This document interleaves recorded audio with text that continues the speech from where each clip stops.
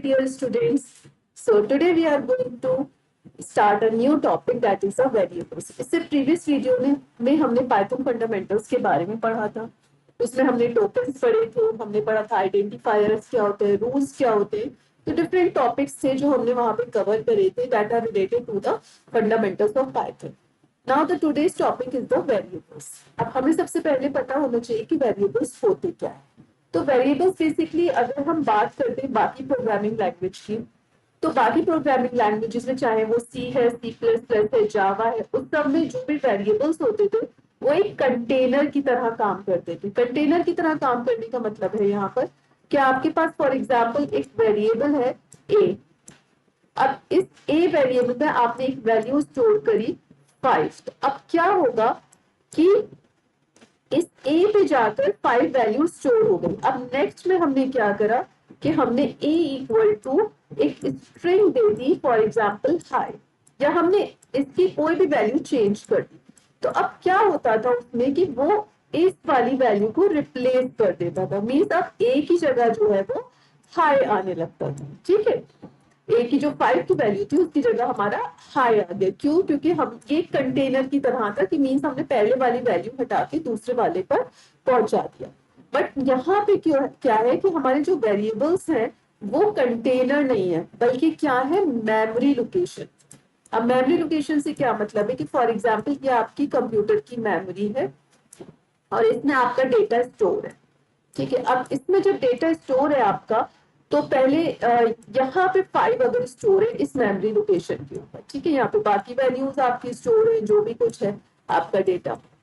अब क्या होता है, तो अभी मैंने इसको स्टोर किया है, जो मैंने वेरिएबल का नाम दिया है वो मैंने दिया है ए. तो अभी क्या करेगा, मेरा ए जो है वो इस पर्टिकुलर मेमोरी लोकेशन को पॉइंट करेगा. अब मैं क्या करती हूँ कि ए की जगह मैंने 5 की जगह यहाँ पे हाई कर दिया. तो अब क्या होगा मेरा कि हाई इस जगह पे नहीं आएगा, बल्कि हाई जो है वो इस जगह पे आएगा. और अब मेरा यहां से ये वेरिएबल का पॉइंटर हटके इस जगह को हमारा पॉइंट करने लगेगा. तो कहने का मतलब ये कि इसने इसकी जगह को रिप्लेस नहीं करा हाई ने, बल्कि मेमोरी में दूसरी जगह दी और ये पॉइंटर यहाँ से उठकर इस पर्टिकुलर लोकेशन को पॉइंट करने लगा. तो ये एक कंटेनर नहीं है, बल्कि वेरिएबल जो है वो एक मेमोरी लोकेशन है.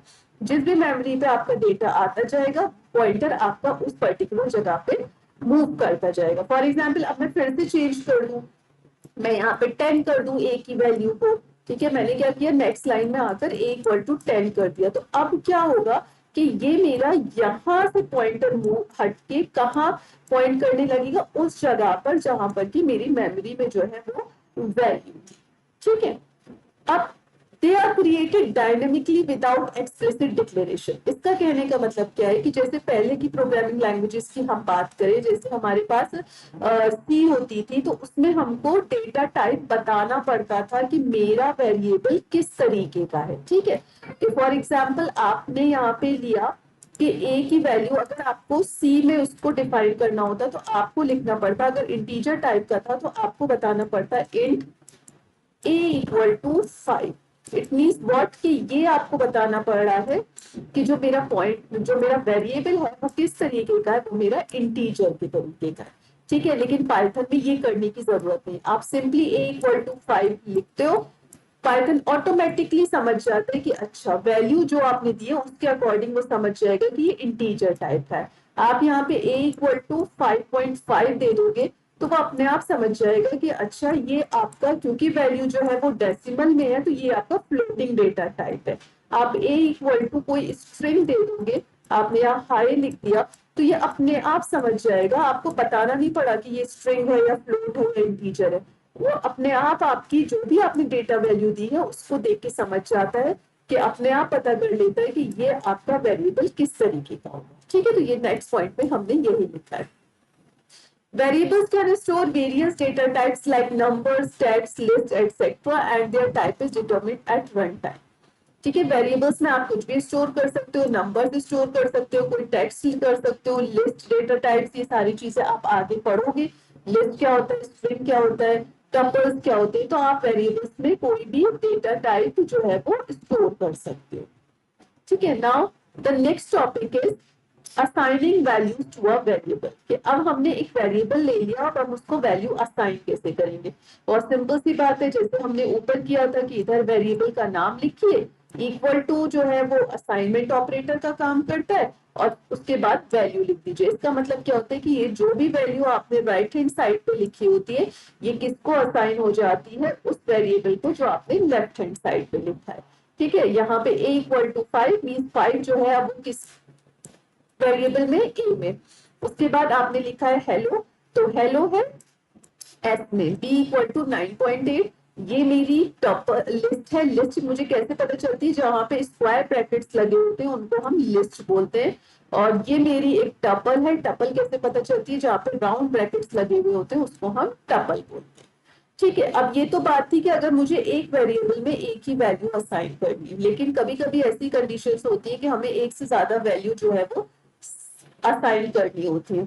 तो अगर हम बाकी प्रोग्रामिंग लैंग्वेजेस की बात करते हैं, अगर हम सी की बात करते हैं, तो अगर मुझे वैल्यू असाइन करनी होती थी तो मुझे अलग अलग लाइन में वैल्यूज असाइन करनी पड़ती थी।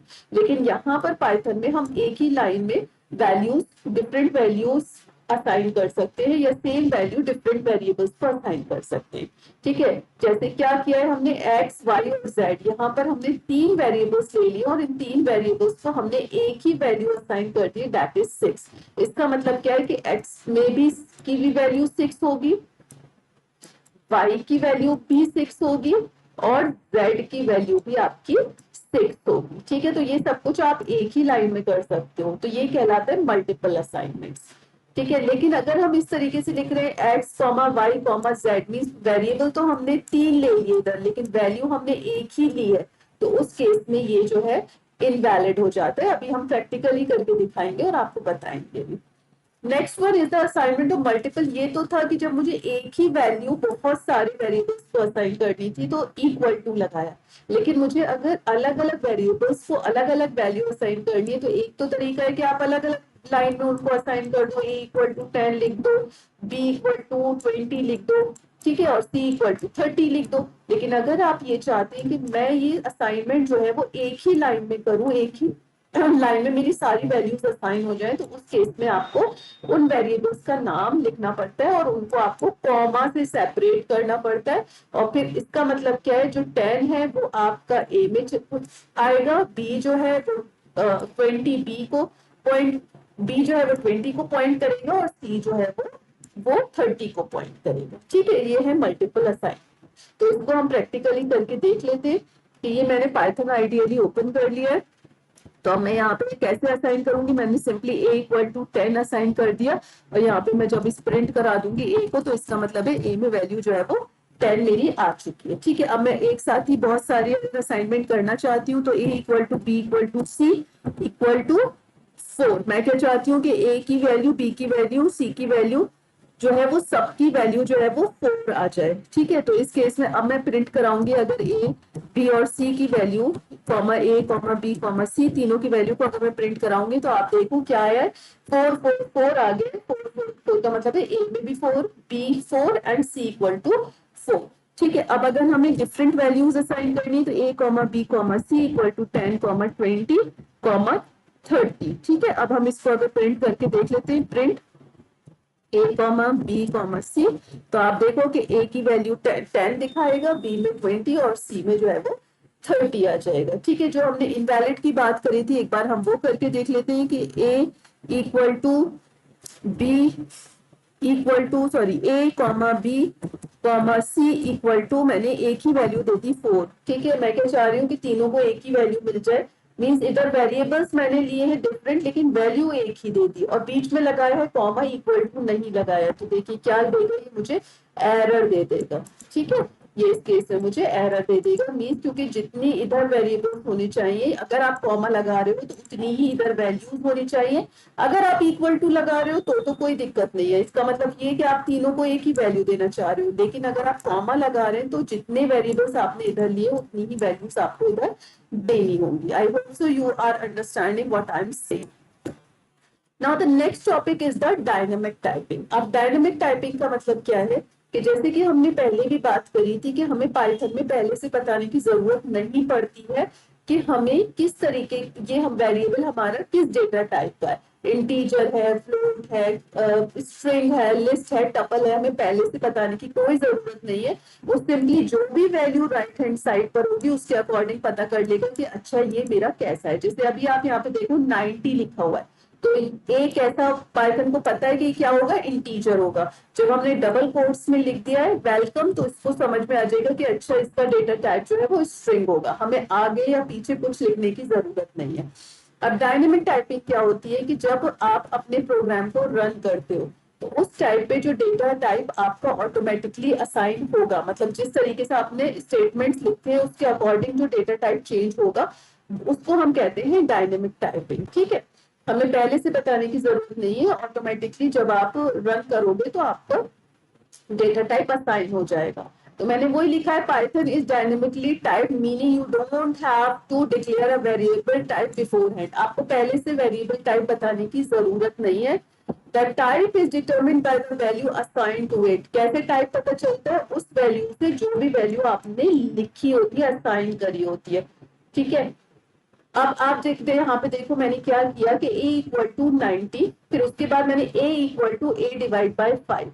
तो मैंने क्या किया कि पहले मैंने इंटीजर टाइप का वेरिएबल लिया दैट इज a, उसमें 90 आ गया, फिर मैंने 90 को क्या किया है 5 से डिवाइड कर दिया। ये याद रखिए कि पाइथन में जब हम डिवाइड करते हैं तो दोनों को वो बाय डिफॉल्ट फ्लोट में ही लेता है। ठीक है, तो यहाँ पे मेरा आंसर आ जाएगा आपका, जो भी आपका आंसर आए, जब आपने 90 को 5 से डिवाइड करा तो वो आपको डिवाइड करके यहाँ पे आंसर आपको दे देगा। ठीक है, तो 9 1 9, ठीक है, और यहाँ पे आपके 4 आ जाएगा तो 5 8 40, तो 18 आ जाएगा। ये आ गया आपका आंसर। अब यहाँ पे क्या हुआ कि नेक्स्ट स्टेटमेंट में जहां तक तो हम ठीक चले, नेक्स्ट स्टेटमेंट में हमने क्या किया, उसी वेरिएबल को दूसरा टाइप का डेटा दे दिया जिसके दे दिया हमने वेलकम। अब वेलकम तो स्ट्रिंग है। अब जब हम यहाँ पे आए हमने नेक्स्ट लाइन में, तो अब वो इस वैल्यू को नहीं मानेगा, बल्कि जो अभी आपने वैल्यू कर इससे इस स्टेटमेंट के बाद असाइन करी है जो आपकी लेटेस्ट वैल्यू वो मानेगा वो। तो इसका मतलब क्या है, ए में क्या है, वेलकम है। अब जब वेलकम को आप डिवाइड बाय 5 करोगे तो ऑब्वियसली बात है कि आप किसी भी स्ट्रिंग का डिवीजन नहीं कर सकते, तो उस केस में जो है वो आपको एरर दे देगा, वो कहेगा ये तो आपका डिवाइड हो ही नहीं सकता। और यहाँ पे आंसर जो है वो 18.0 आएगा, क्योंकि बाय डिफॉल्ट ये फ्लोट में लेता है। मैं आपको प्रैक्टिकली करके दिखा देती हूँ। ठीक है, तो यहाँ पे फॉर एग्जांपल आपके पास एक वैल्यू आपने दी, वो ही ले लेते हैं इक्वल टू 90। ठीक है, फिर मैंने क्या किया, a equal to a divide by 5 कर दिया। ठीक, और अब मैं प्रिंट करा देती हूँ पहले आपके लिए a को, जिससे आपको पता चल जाए कि इसमें कितनी वैल्यू आ गई। तो आप देखो 18.0 आ गई। ठीक है, अब मैं आगे बढ़ी और मैंने क्या किया कि a को नई वैल्यू असाइन कर दी दैट इज वेलकम। ठीक है, कोई दिक्कत नहीं है, यहाँ तक काम ठीक है। अब मैंने क्या किया कि इस a को डिवाइड करा 5 से, यानी इस वेलकम को अब मैं 5 से डिवाइड करना चाह रही हूँ। तो आप देखिए वो उसने मुझे क्या किया, उसने मुझे एरर दे दिया। वो कह रहा है कि डिवाइड नहीं कर सकते हो आप एक स्ट्रिंग को इंटीजर से। ठीक है, तो ये जो है ऑटोमेटिकली जिस टाइम आपका प्रोग्राम रन करेगा तो पाइथन अपने आप पता कर लेते हैं कि किस तरीके का डेटा टाइप है और उससे कौन सा ऑपरेशन हो सकता है और कौन सा नहीं हो सकता। So this is all about today's video.